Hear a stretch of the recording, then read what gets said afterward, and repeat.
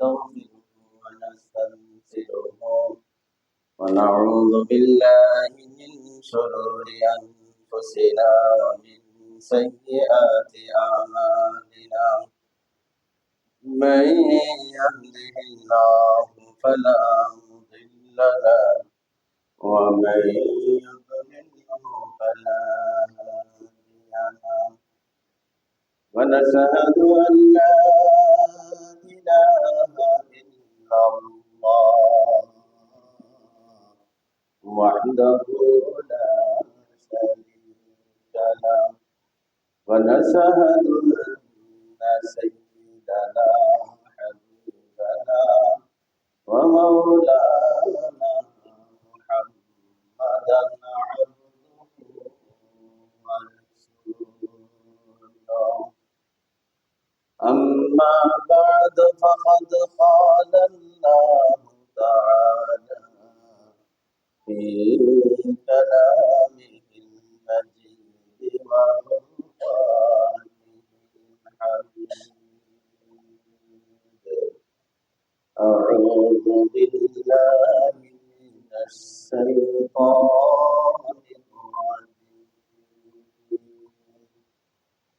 بسم الله الرحمن الرحيم يا أيها الذين آمنوا اتقوا الله حق تقاته ولا تموتن إلا وأنتم مسلمون وقال رسول الله صلى الله عليه وسلم من أحب سنتي فقد أحبني ومن أحبني كان معي في الجنة أو كما قال عليه الصلاة والسلام وقال تعالى في شان حبيبه مخبرا وامنا إن الله وملائكته يصلون على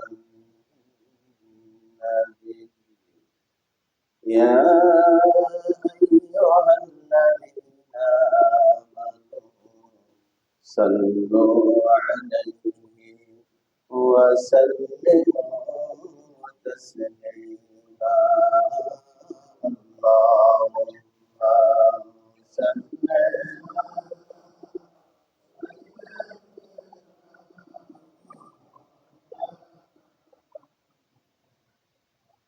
وعلى سيدنا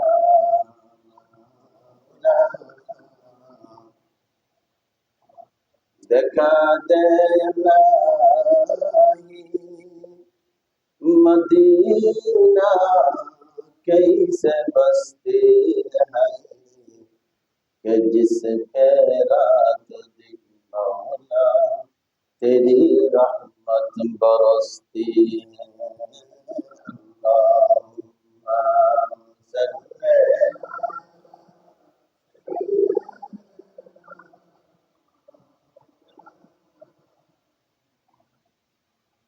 وعلى سيدنا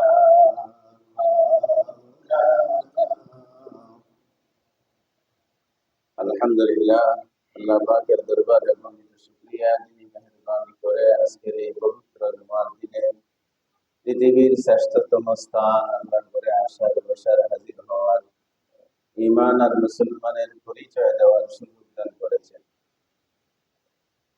কালিমাতুশ শুকর আদায় করি আলহামদুলিল্লাহ। কথার ভিতরেই একটা কথা বলে ফেলাইছি, ঈমান আর মুসলমানের পরিচয় দেওয়ার সুযোগ দিচ্ছেন। কথাটা বুঝে আসছে সবার? সবার মনোযোগ এদিকে আছে তো? আসছি যে উদ্দেশ্যে, জমার দিন ফজিলতের জন্য আসছি, সওয়াবের জন্য আসছি। আর সওয়াব অর্জনের জন্য আল্লাহ পাক বিশেষভাবে পুরা শরীরটাই ইসলামের জন্য বাজেট করা আল্লাহ পাকের।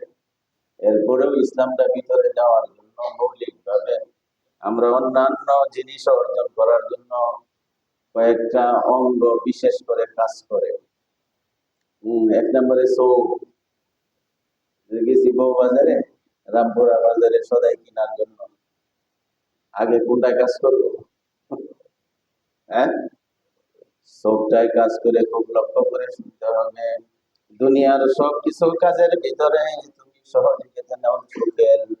চোখ তোমাকে সাহায্য করে কোনো কিছু অর্জন করার জন্য, এই সদাইটা ভালো পাওয়ার জন্য, দামটা ভালো পাওয়ার জন্য সর্বপ্রথম কাজ করে তোমার চোখ।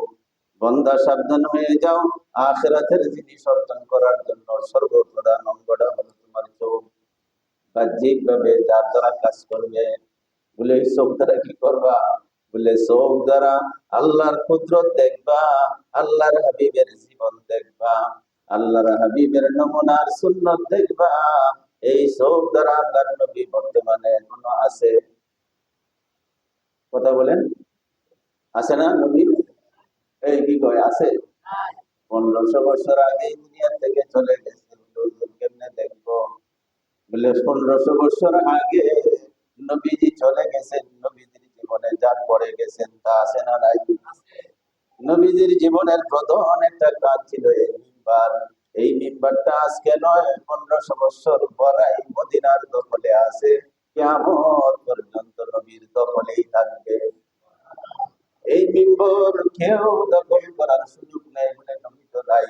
আল্লাহর হাবিব বলে গেছেন, আমাকে দেখলে ইমানের সাথে যারা দেখছে তাদের জন্য তো আল্লাহ পাক ইমান নিয়ে যারা মরছে জাহান্নামের আগুন হারাম হয়ে গেছে। চোখে কাজ করছে তো? কাজ করছে। ইমানের হালাতে দেখছে, নবীর বাস্তব জীবন দেখছে, নবীকে দেখছে, এই বিশ্বাসের উপরে চলে গেছে। আল্লাহ পাক সার্টিফিকেট দেয়া দিছে, রাদিয়াল্লাহু তাআলা। আল্লাহ তোমাদের প্রতি বলে নবী তো নাই, নবীর মাসনাদ এই পর্যন্ত আছে, কিয়ামত পর্যন্ত পরিবর্তন হওয়ার সুযোগ নাই। বলে নবী নাই এখন কারা দেখবে? বলে এই দুনিয়ার মানুষের বানানো নির্বাচিত ব্যক্তি না, আল্লাহর নবী নিজেই নির্বাচিত করে গেছেন। আল উলামা ওয়ারাসাতুল আম্বিয়া। দুনিয়ার থেকে বিদায়ের সময় আমার ঘরে ঘড়ি, ক্রান্তি, হান্ডি পাতিল কিছুই ছিল না, সব শেষ। ওয়ারিস বানানোর মতো নবীরা কোন সম্পদ দুনিয়াতে মালিকানা পায় না। ওয়ারিস বানায় গেছে আল্লাহ পাকের দেওয়া আসমানি ইলম। আলহামদুলিল্লাহ বলে, আসমানি ইলম। সেই ইলমের দৃষ্টিকোণ থেকে নবী বলেন, মাসনাদ ছেড়ে গেলাম, কিন্তু মাসনাদের কাজ জারি থাকবে। জারি রাখবে কারা? বলে দুনিয়াতে আমি থাকাকালীন সময়ে আমাকে দেখে দেখে যেভাবে তোমরা চোখের হক আদায় করেছ, আমার বাস্তব জীবনী দেখে যেভাবে তোমরা নিজেকে সুন্দর সাজানোর চেষ্টা করেছ, যুগ যুগ ধরে এই মাসনাদটা উলামায়ে হাক্কানীদের হাতে আমি ছেড়ে গেলাম। তাদেরকে ছায়া ছায়া দেখবে, তাদের জীবনী, তাদের মুখ থেকে আমার জীবনী শুনবে। কিয়ামত পর্যন্ত আমাকে দেখে আমার কথা শুনে যেভাবে হক রাস্তা পেয়ে গেছো, উলামায়ে কেরামের দিকে তাকায় তাকায় দেখবে, তাদের বয়ানগুলি শুনবে, তুমিও জান্নাতের রাস্তা পেয়ে যাবে। ঠিক আছে? এই মাসনাদ কাহার দখলে? এখনো মদিনার দখলে আছে, আলহামদুলিল্লাহ বলেন। কিয়ামত পর্যন্তই থাকবে। এইখান থেকে রাসূলের দেওয়া ওয়ারিস সূত্রে পাওয়া সম্পদ, কোরআন আর হাদিসের এলেন, আর তো কিছু। হ্যাঁ, সোনা চাঁদি সৌদি আরবের হীরার খনি, সোনার খনি আছে, এগুলি আল্লাহর হাবিব কাউকে দেয়া যায় নাই। হ্যাঁ, ওয়ারিস বানায় গেছে আল উলামা ওয়ারাসাতুল আম্বিয়া। সুবহানাল্লাহ বলেন, ওয়ারাসাতুল আম্বিয়া। নবীউন এক বছর, আম্বিয়া বহু বছর। বলে শুধু আমার নয়, আমার নয়, আমার মাধ্যমে আল্লাহ পাক সারা পৃথিবীর সমস্ত নবীদের এলেম কোরআনের ভিতরে দেয়া গেছে। নবীদের সমস্ত গুনাহ আমি নবীর ভিতরে দেয়া গেছে। অতএব যারা শুধু আমার ওয়ারিস হবে, শুধু আমি মুহাম্মাদের ওয়ারিস না, আদম থেকে শুরু করে আমি পর্যন্ত লক্ষাধিক নবী রাসূলের আলেমরা ওয়ারিস। আলেমরা ওয়ারিস, এখানে তাকায় থাকতে হবে। মনোযোগ আছে, বলতেছিলাম এই সপ্তাহের প্রথম কাজ সদাই দেখেন। পরে 2 নম্বরে কাজ করে কি, বাবা কত কেজি তোমার সিমের, কত কেজি তোমার গাজরের, কাজ করবে কোনটা? এই খুব সাবধান, এই অনর্থক আইসা এই সময়টা নষ্ট করলে লাভ হবে না। শুধু একটা জিম্মাদারি দায়িত্ব আদায় হবে, পালন হবে, উপকার তেমন কিছু পাওয়া যাবে না। যে লোকটা ধুন্দা, যে লোকটা কানা, এই লোকটার দ্বারা যে রকম ভাবে ভালো সদাই করা, বাজার থেকে ভালো উপকৃত হওয়ার সম্ভাবনা নাই। এই মসজিদে আসার পরেও যাদের চোখ কাজ করে না, মসজিদে আসার পরে যাদের কান কাজ করে না, তো খানার দুন্দা, তো এখান থেকে উপকৃত হওয়ার কোন সুযোগ পাবে না, কোন সুযোগ পাবে না। চোখের কাজে লাগাইতে হবে, কানকে কাজে লাগাইতে হবে। বলে চোখ আর কান কাজে লাগানোর পরে ভিতরে আরেকটা জিনিস আছে, তার নাম দিল আর অন্তর আর মন। বলে জিনিসটা তো ভালাই দেখা যায়, সিমটা তো টাটকাই মনে হয়, গাজর তো আজকেরই কিনা মনে হয়, তোমার ভিতরে ভিতরে কল্পনা শুরু হয়ে যায়, এই দামে নেওয়া যায় কিনা, ঠকে যায় কিনা, জিততে যায়, কথা ঠিক না বেঠিক? তোমার সব যখন কাজ করবে, কানে যখন গান শুনবে, মনের ভিতরে কল্পনার ছবি আঁকা শুরু হবে কিনা, যায় কি যায় না। বলে তুমি এইরকম ভাবে কিয়ামত পর্যন্ত আহলে ইলম যারা, হাক্কানি উলামায়ে কেরাম যারা, তাদের দিকে তাকায়া তাকায়া, কানটাকে কাজে লাগায়া লাগায়া কথাগুলি শুনবে, মনের সাথে মিলায় মিলায় যখন ছবি আঁকতে থাকবে, তোমার ঠিকানা দুনিয়ায় থাকতেই জান্নাতে হয়ে যাবে। গত 2-3 জুম্মা একাধারে আমরা ওয়াজ করেছি, বয়ান করেছি, শুনেছি, যারা যতটুকু পেরেছি। সবার তো শোনার আগ্রহই নাই। জুমার দিন নামাজ হয় 1:30-1:30টার দিকেই তাকায়া থাকি। এই ভাই 1:30টার দিকে তাকায়া থাকা, জুমার নামাজ শুরু হয়, খুতবা শুরু হয়। তাহলে সাপ্তাহিক এই জুমার দিনের আলাদা বৈশিষ্ট্যটা রইল কোথায়? সপ্তাহে একদিন নির্ধারিত সময় এসে জামাত পড়ো, জোহর চলে, আসর চলে, মাগরিব চলে, ফজর চলে, এশা চলে। জুমার দিন আজানটা তো 1.5 ঘন্টা আগেই আজান দেওয়া হয়, কথা ঠিক না বেঠিক? ফজরের আজান বেশিতে বেশি 20 মিনিট, 25 মিনিট, আধা ঘন্টা আগে আজান। জুমার দিন কেন 1.5 ঘন্টা আগে আজান দেওয়া হয়? বোঝা যায় যে শুধু গিয়ে জামাত ধরার কাম নয়, আল্লাহু আকবার বলে আত্তাহিয়াতুল ইসলামে পয়সা গেলাম, জুমা আদায় করলাম। এই জন্য তো জুমার নামাজ সপ্তাহে একদিন দেওয়া হয় নাই, কথা ঠিক না বেঠিক? এরপরেও আইসা এই ঘড়ির দিকে তাকায়, কয়টা বাজে, কি করে, হ্যাঁ, এইখান থেকে দৌড়তে। এটা জুমার দিন হলো কেমনে? জুমার দিন বোঝা যায় নামাজ ছাড়াও, জামাত ছাড়াও আরো কিছু কাজ আছে। বলে কি কাজ? বলে অন্য অন্য নামাজের আগে তো কোন রকমের বয়ান নাই, খুতবা নাই, ভাষণ নাই। জুমার দিন আর একটা কাজ নামাজের অংশ করে দেওয়া হয়েছে, তার নাম খুতবা, কথা ঠিক না বেঠিক? এটা শুনে কেটা? বলে হুজুর খুতবা তো শুনি আমরা। বলি খুতবা তো শুনে উপকৃত হওয়া যায় না, যার কারণে আলেম ওলামা, মসজিদের ইমাম খতিবরা আধা ঘন্টা 40 মিনিট আগে এখানে এসে হাজির হয়ে যায়। আরবি ভাষায় খুতবা পড়া হয়, আমরা তো ভাষা বাংলা, অতএব আরবি ভাষার কথাগুলি তো ভালো করে বুঝি না। হযরতে উলামায়ে কেরাম, মসজিদের খোতাবার আইম্মায়ে কেরাম বাংলা ভাষায় খুতবার সাংসটা আমাদের সামনে বর্ণনা করে আমাকে দিক দিক নির্দেশনা দেওয়া হয়েছে। আল্লাহর হাবিবের ওয়ারিস হইয়া তারা আল্লাহর নবীর ইলম থেকে আজকে কি বর্ণনা আমাকে দিয়েছে, শোনার জন্যই তো তোমার নামাজ 1.5 ঘন্টা আগে আজান। এরপরেও কেন 1:30টায় দৌড় মাইরা আইসা বসি? আমার তো জুমার নামাজ আর দুপুরের নামাজের কোনো পার্থক্য হইল না, কথা ঠিক আছে? মনোযোগ সবার। 2-3 জুমা একাধারে আলোচনা করেছি, বাবা আমাকে চিনি, আমি আমাকে চিনি, আমার পাওয়ার কত, আমার দাম কত, আমি কি।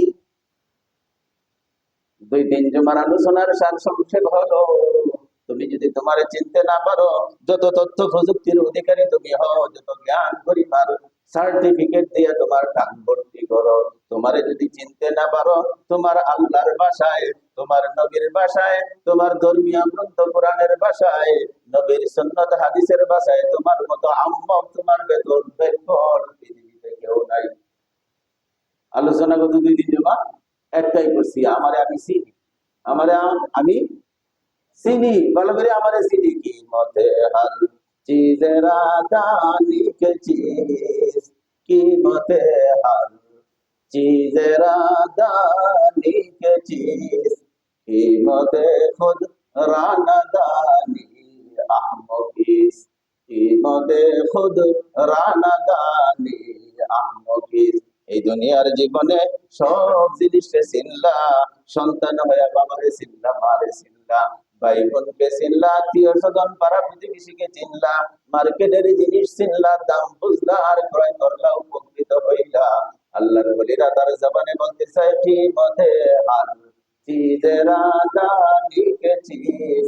দুনিয়ার প্রত্যেকটা জিনিস, প্রত্যেকটা জিনিসের দাম, প্রত্যেকটা জিনিসের মান, প্রত্যেকটা জিনিসের স্থান তুমি নির্ণয় করতে পারলে, হার চিজ মানে প্রত্যেক বস্তু। সুবহানাল্লাহ।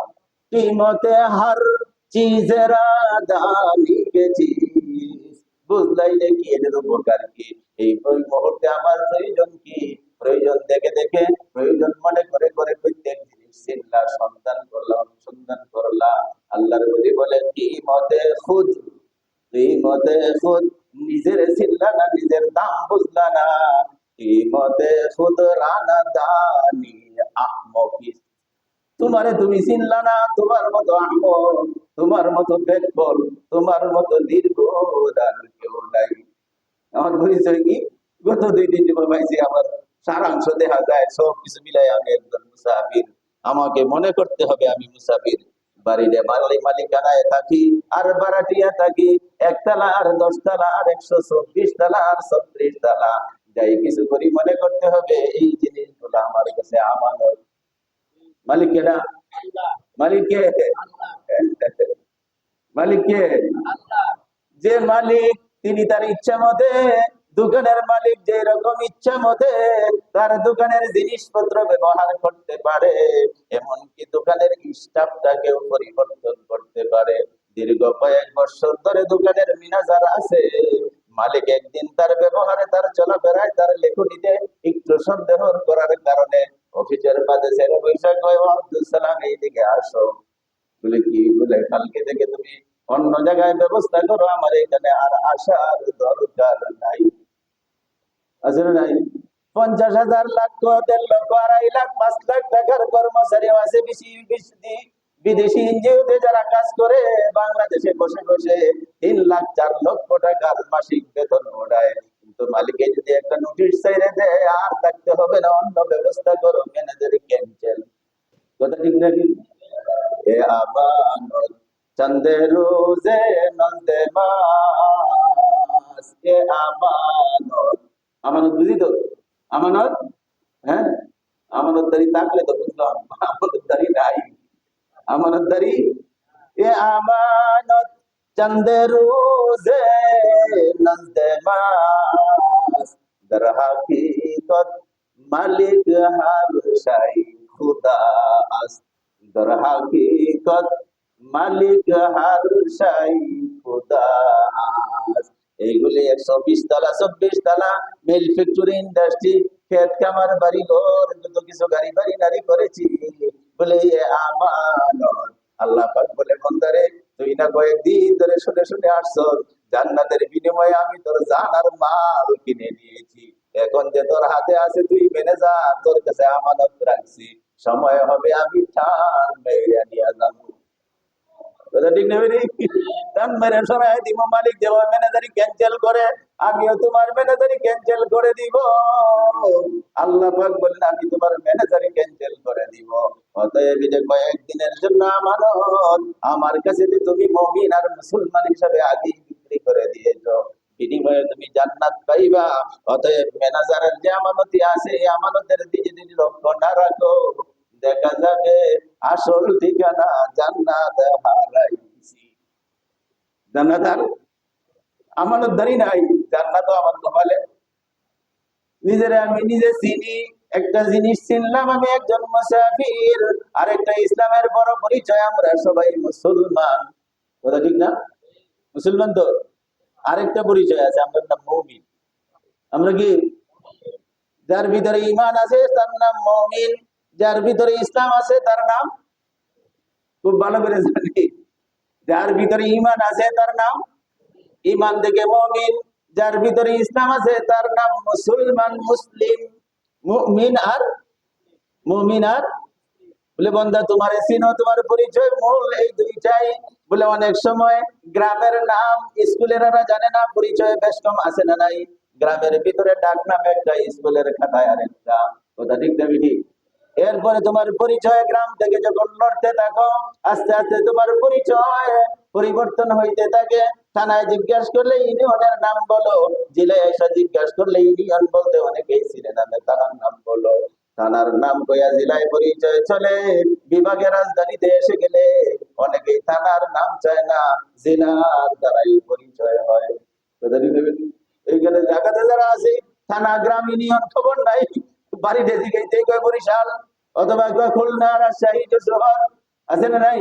কিশোরগঞ্জ, ময়মনসিংহ, বলে তোমার পরিচয় পরিবর্তন হইতেছে। বন্দা তুমি ভালো করে চিন্তা করো, তোমার ব্যক্তিগত নামটাও গ্রামের সাথে স্কুলের খাতায় মিল নাই, স্কুলের নামের সাথে তোমার পাসপোর্টের ভিতরে মিল নাই। এরকম ভাবে তোমার বাহ্যিক একটা পরিচয় তোমার জায়গায় জায়গায় পরিবর্তন হইতে শুরু হয়েছে। এরপরে যখন বাউন্ডারি, তোমার আয়তন, তোমার সীমানা দেশটা সাইরে ভারত আর পাকিস্তান, ইন্ডিয়ায় যখন চলে যাও, তোমার পরিচয় তো ঢাকা দেওয়া চলে না, বরিশাল, খুলনা দেওয়া চলে না, পরিচয়টা এসে পরে বাড়ি কই কয় বাংলাদেশ। কথা ঠিক? যে পরিবর্তন হইতেছে বান্দা, একটু ভালো করে চিন্তা করো, তোমার মূল পরিচয় তুমি একজন মুমিন, মূল পরিচয় তুমি একজন মুসলমান। তোমার পরিচয় মুমিন, মুসলমান। বলে ফারাতেও আমি মুসলমান, গ্রামেও আমি মুসলমান, মুমিন। থানাতেও আমি মুমিন, মুসলমান। কথা ঠিক না বেঠিক? রাজধানীতে আসলে পরে তোমার পরিচয় অন্য দিক থেকে পরিবর্তন হইতেছে, ইসলামের দিক থেকে পরিবর্তন করার সুযোগ নাই। তুমি গ্রামের এইরকম মুসলিম, ঢাকাতেও মুসলিম। কথা ঠিক না বেঠিক? তুমি জেলায় যেরকম মুমিন, রাজধানীতেও মুমিন। শুধু খালি বাংলাদেশটা পারিয়া আরেক রাষ্ট্রে গেলে তোমার পরিচয় পরিবর্তন হইব। এই পরিবর্তন হইব, পরিবর্তন হইব না। লা তাবদীলা লিখালকিল্লাহ।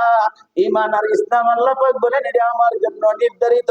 এমন ভাবে আমি সিল মারে দিছি, এই দুনিয়ার বিশ্বের যত জায়গায় যাবে, তোর একটা পরিচয় তুই মুমিন, তোর একটা পরিচয় তুই মুসলমান। লজ্জা লাগে পরিচয় দিতে? হ্যাঁ, আরে অনেক জায়গায় লজ্জা লাগে। মুসলমান পরিচয় দিতে কিনা কিনা লাগে, আইরে কেমনে পরিচয় দেই? দেশটা বড় নাস্তিকরা, ইহুদি, নাসারা, খ্রিস্টানরা, আমি আমাকে কিভাবে মুসলমান বলে পরিচয় দেই? আল্লাহ পাক বলে, তোর কাছে যদি পরিচয়টা দিতেই লজ্জা লাগে, ভালো করে জানিয়া নে, তোর নাম মুসলমানের খাতায় পাবি না। ঘৃণা যদি লাগে, ব্যথা যদি লাগে, পরিচয় দিতে আর আর সরম সরম যদি লাগে, খাতায় খুঁজে মুসলমানি পাইবে। বরং ইন্ডিয়াতে যারা গেছেন, ভারতে যারা গেছেন, বন্ধু বান্ধবের মুখ থেকে শুনেছি, বিভিন্ন মুসলিম হোটেলের ভিতরে লেখা আছে, ফখরে সে কাহো মায়ে মুসলিম হো, ফখরে সে কাহো মায়ে মুসলিম হো। বড় গৌরবের সাথে বলো, আত্মতৃপ্তির সাথে বলো, আমি একজন মুসলমান। লেখা আছে অনেক, বিভিন্ন লিফলেটের ভিতরে, বিভিন্ন লিফলেটের ভিতরে লেখা, ফখর সে কাহো মায়ে মুসলিম হো। অত্যন্ত গৌরবের সাথে বলো যে আমি একজন মুসলমান, আমি একজন মুসলমান। গৌরব দিয়া আত্মতৃপ্তির সাথে বলো, লজ্জা নাই। এটা পরিবর্তন হবে না। আল্লাহ পাক বলে, আমার তোর কাছে সবচেয়ে বড় দাবি আজকের কোরআনের আয়াত কেন যা আপনাদের সামনে পাঠ করেছি। আমরা সবাই পরীক্ষার্থী, যারা বিশেষ কোন পরীক্ষায়, বিসিএস ক্যাটাগরিতে যারা পরীক্ষায় অংশগ্রহণ করে, পরীক্ষার মৌলিক যারা বোর্ড কন্ট্রোলার, যারা পরীক্ষার চেয়ারম্যান যারা, তারা বলা হয় সবাই তোমরা মেসেজের দিকে লক্ষ্য রাখবা। বিশেষ একটা মেসেজ থাকবে, তারা এই বিসিএস ক্যাটাগরিতে উত্তীর্ণ হয়তো পাস করেছ, মেসেজের দিকে লক্ষ্য রাখো, না হলে তোমাদের বিসিএস বলো, পৃথিবীর যে কোনো পরীক্ষা বলো, ক্যান্সেল হইয়া যাবে। আল্লাহ পাক বলে, আমার নামটা, তোমাদের নামটা আমি আল্লাহ পাকের সিদ্ধান্ত করা। তোমাদের আদি পিতা, মুসলমানদের জাতির পিতা হযরত ইব্রাহিম খলিলুল্লাহ আলাইহিস সালাতু ওয়াস সালামের সিলেক্ট করা, পছন্দ করা, নির্বাচিত নাম মিল্লাতা আবিকুম ইব্রাহিম হুয়া সাম্মাকুমুল মুসলিমিন। সুবহানাল্লাহ বলেন। এই মুসলমানদের আদি পিতা, মুসলমান জাতির পিতা, মুসলমানদের ধর্মীয় পিতা হযরত ইব্রাহিম আলাইহিস সালাতু ওয়াস সালাম, উনি বলেন, ও আমার উম্মতেরা, ও দুনিয়ার বান্দারা, আল্লাহ পাকের পছন্দ করার নাম আমি নির্বাচিত করেছি, তোমাদের নাম মুসলমান। যা পাড়াতে পরিবর্তন নাই, যা গ্রামে পরিবর্তন নাই, জেলাতে আসলেও ঠিক থাকে, রাজধানীতেও ঠিক থাকে, পৃথিবীর যে কোনো রাষ্ট্রে যাবে, তোমার মুসলমানের পরিবর্তন নাই। আছে? আল্লাহ পাক বলেন, সাবধান বান্দা সাবধান, আমি তোমাদের কাছে একটা মেসেজ পাঠায় রাখছি, একটা মেসেজ দিয়ে রাখছি, যাই কিছু করো না কেন, নামটা বড় সুন্দর, আমি আল্লাহ পাকের সিলেক্ট করা, তোমাদের নবীর গুরু, তোমাদের নবীর গুরু, আমাদের নবীর বংশ দ্বারা ইব্রাহিমের সাথে মিল। ইব্রাহিম আলাইহিস সালামের এক ছেলের নাম ইসমাইল। আল্লাহু আকবার। ইসমাইলের বংশের ধারাবাহিকতায় নবী মুহাম্মদুর রাসূলুল্লাহ সাল্লাল্লাহু আলাইহি ওয়াসাল্লাম, ইসমাইলের বংশের ধারাবাহিকতায় আমাদের নবীর আগমন। বলতেছে, তোমাদের নবীর মাধ্যমে একটা মেসেজ আল্লাহ পাক কোরআনের ভিতরে তোমাদেরকে দেয়া রাখছি। তোমরা পৃথিবীতে যে যে ক্যাটাগরিতেই থাকো না কেন, যার অবস্থান যেখানেই হোক না কেন, যার ডিগ্রি যত বড়ই হোক না কেন, যার পদ আর গদির শক্তি যত বেশি হোক না কেন, তোমার মৌলিক পরিচয়টা তোমার মুসলমান, মুসলমান, মুসলমান। এমন কিছু করো না, এমন কিছু দেখো না, এমন কিছু বলো না যার দ্বারা মুসলমানের নাম কেটে যায়। সাবধান, এই নামটা যেন বাদ করিয়া। আমার একটা মেসেজ আছে আজকের খুতবার ভিতরে, প্রথমে একটা আয়াত আপনাদের সামনে কোরআন থেকে তেলাওয়াত করেছি। আল্লাহ পাক সারা বিশ্বের সমস্ত মুমিন মুসলমানদেরকে একটা মেসেজ পাঠায় রাখছে কোরআনের ভিতরে। কোরআনের মাধ্যমে একটা মেসেজ দেয়া রাখছে, ইয়া আইয়ুহাল্লাযীনা আমানুত্তাকুল্লাহ। ঈমান আছে তো আমাদের ভিতরে? ইমানদারদেরকে এই দুনিয়ার অন্য অন্য মানুষ সব বাদ, ইহুদি, নাসারা, আমেরিকা, চীন, জাপান, জার্মান, সব রাষ্ট্রের মানুষের বাদ দিয়া যে সমস্ত রাষ্ট্রের ভিতরে মুসলমানরা আছে, এই আয়াতটার দ্বারা আল্লাহ পাক এই মুসলমান মুমিনদেরকে টার্গেট করেছে। ইয়া আইয়ুহাল্লাযীনা আমানু, ওরে ইমানদারেরা যারা ইমানের দাবি করো, যাদের পরিচয় মুমিন বলে দাও, ইমানদার বলে যারা পরিচয় দাও, তাদেরকে আমি ডাক দিয়ে একটা মেসেজ দিতেছি, ইয়া আইয়ুহাল্লাযীনা আমানু, ও ইমানদারেরা, ইত্তাকুল্লাহ, আমি আল্লাহকে ভয় করো। সুবহানাল্লাহ বলেন, আমি আল্লাহকে ভয় করো। কেমনে ভয় করবা? শরম কি তোমার লাগে না? একটু আগে তো বললাম, তোমার তো কিছু মালিকানা নাই, তুমি তো ম্যানেজার, তুমি একজন আমানতদার, তুমি না বলছো সব কিছুর মালিক আমি। কথা ঠিক না বেটি? হায়াতের মালিক কেডা? ও যুবক ভাইয়েরা, একটু চিন্তা করে দেখো, তুমি তো তোমার মালিক না, আমি তো আমার মালিক না, আমার হায়াতের মালিক না, ধন সম্পদের মালিক না। মালিকানা তো চেঞ্জ হয়ে গেছে, মালিকানা তো ঈমান দ্বারা, ইসলাম দ্বারা বিক্রি করে দিয়েছি। আমার সব কিছুর মালিক আমার আল্লাহ। কথা ঠিক না বেটি? হায়াতের মালিক কে?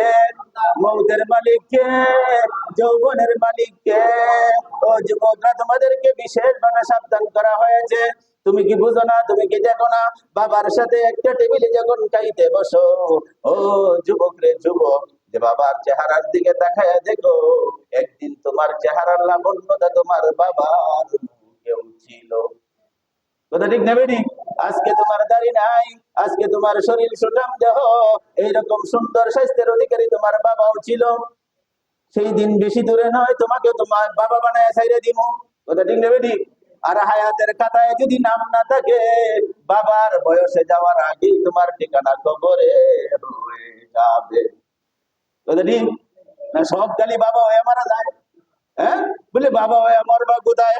অনেক চিরে আমি সুন্দর করে 8-9 মাস মায়ের পেটের ভিতরে সুন্দর করে লালন পালন করি, পৃথিবীর সূর্যের আলো দেখতে পারে না।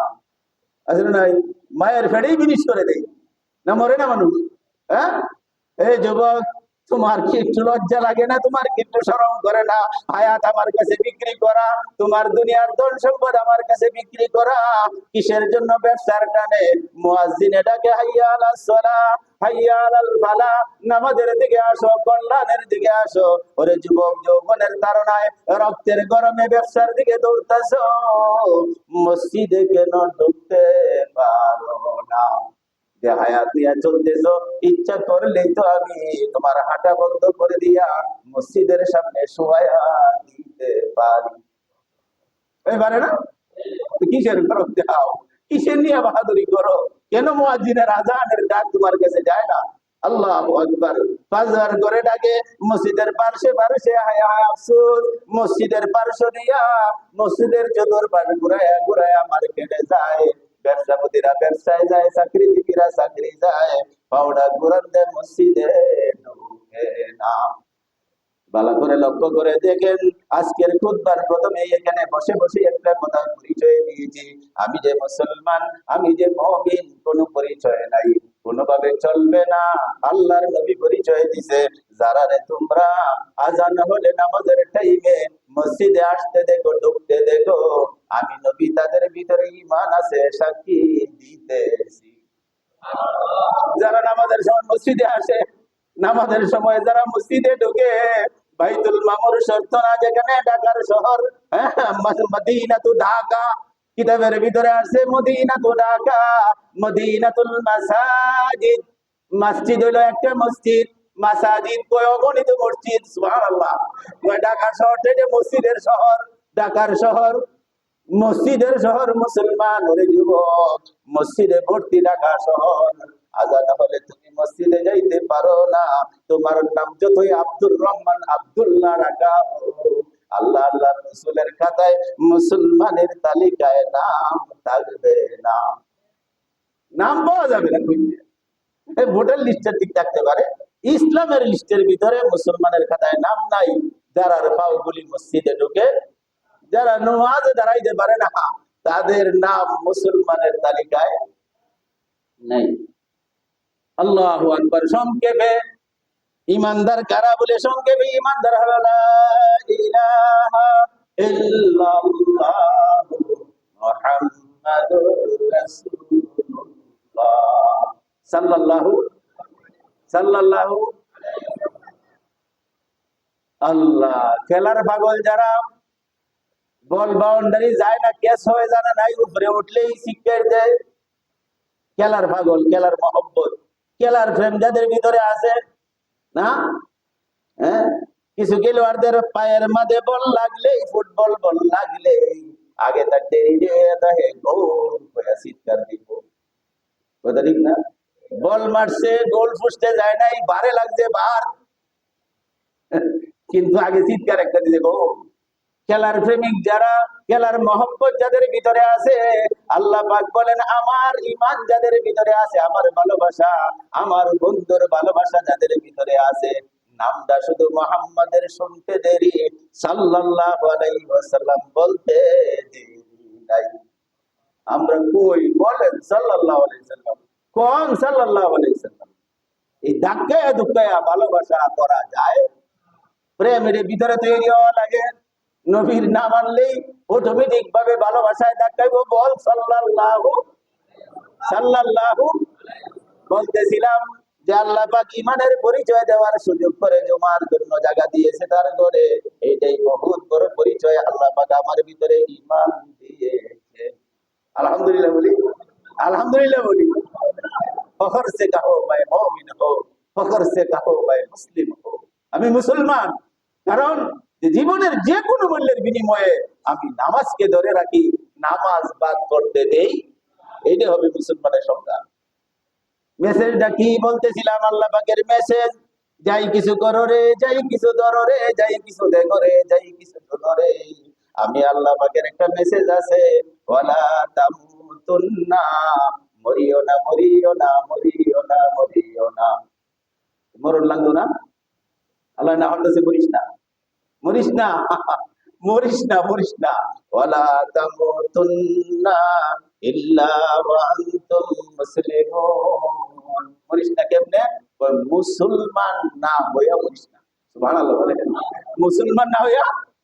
এই পরিচয়টা যেন বলতে না যায়, অনেক দামি পরিচয়। এই পরিচয়টা আমি দুনিয়াতে সমস্ত সিস্টেমের ভিতরে তোর নামের সাথে লাগায় রাখি। পাড়াতেও তুই মুসলমান, থানাতে তুই মুসলমান, জেলাতে তুই মুসলমান, রাজধানীতে মুসলমান, বিশ্বের যে কোনো রাষ্ট্রে তুই মুসলমান। কথা ঠিক না বেটি? মানের উপরে এই পরিচয়টা ধরে রাখ। যখন মাটির আড়াই ফিট নিচে যাবে, আমি তোরে জিজ্ঞাসা করবো, মুসলমানি নিয়া আইসনি? প্রশ্ন একটাই, মুসলমানি। এই নামটা যে ঠিক রাখছিলাম, নামটা ঠিক আছে, সুবহানাল্লাহ বলেন। নামটা ঠিক রাখছি না, আমি দুনিয়াতে পরিবর্তন হইতে দেই নাই। দেশে বিদেশে সব জায়গায় তোমার নামটা ঠিক রাখছি। আমি একটা মেসেজ দিয়ে রাখছিলাম, ওয়ালা তামুতুন্না ইল্লা ওয়া আনতুম মুসলিমুন। মুসলমান না হইয়া কবরে আইসো না, মুসলমান না হইয়া কবরে যাইও না, মুসলমান না হইয়া মৃত্যু বরণ করিও না। মেসেজটা কার? মেসেজটা কার? ও পরীক্ষার্থী ভাইয়েরা, বিভিন্ন স্তরের বিভিন্ন বয়সের ভাইয়েরা, এই মেসেজটা যেন আমার চোখ দ্বারা দেখে দেখে, কান দ্বারা শুনে শুনে অন্তরের ভিতরে ঢুকাইতে পারি। আল্লাহ পাকের মেসেজ দেওয়া, মুসলমানি না নিয়া কবরে আইসো না। মুসলমানি ঈমান, বলে লা ইলাহা ইল্লাল্লাহ, এটা হলো ভিতরে, আল্লাহ আমার ভিতরে, মুহাম্মাদুর রাসূলুল্লাহ আমার বাহিরে। কথা শেষ, খুব মনে রাখতে হবে, সংক্ষিপ্ত। বলে দুইটা জিনিস আছে, একটা হলো কালিমার দুইটা অংশ, লা ইলাহা ইল্লাল্লাহ, আল্লাহ ছাড়া মাবুদ নাই, এটার জায়গা কোথায়? ভিতরে, ভিতরে, ভিতরে। মুহাম্মাদুর রাসূলুল্লাহ, এটার জায়গা বাহিরে। তিনি আছেন গোপনে, মুহাম্মদ আছে প্রকাশে। তিনি আছে জাহেরে, মুহাম্মদ আছে, মুহাম্মদ আছে জাহেরে, তিনি আছে বাতিনে। প্রকাশ্যে মুহাম্মাদুর রাসূলুল্লাহ। তাফসীরের ভিতরে লিখতে চায়, আল্লাহ তোমার ভিতরে জায়গা নিবে প্রকাশে যদি মুহাম্মদকে খুঁজে পাওয়া যায়। সুবহানাল্লাহ বলে। প্রকাশ্যে যদি তোমার শরীরে মুহাম্মদকে খুঁজে পাওয়া যায়, তোমার জীবনের কাজের ভিতরে যদি মুহাম্মদকে খুঁজে পাওয়া যায়, মুহাম্মাদের পরিচয় প্রকাশ্যে বলে কই? বলে তোমার মাথার চুল। ও যুবকরা, বড় আফসোস, ও আফসোস, আজকে থেকে 10 বছর 20 বছর আগে এই ধরনের কাটিং এর চুল কাটা তো আমাদের দেশে ছিল না। চতুর্দিক দিয়ে একদম তালু মাটি কাটা দিয়া কোদাল দেশাইছে ফেলাইছে, মাঝখানে কত জাতের কাটিং করে লম্বা চুল রেখেছে। বুখারীর হাদিসের ভিতরে এইরকম চুল কাটা আল্লাহর নবী নিষেধ করেছে।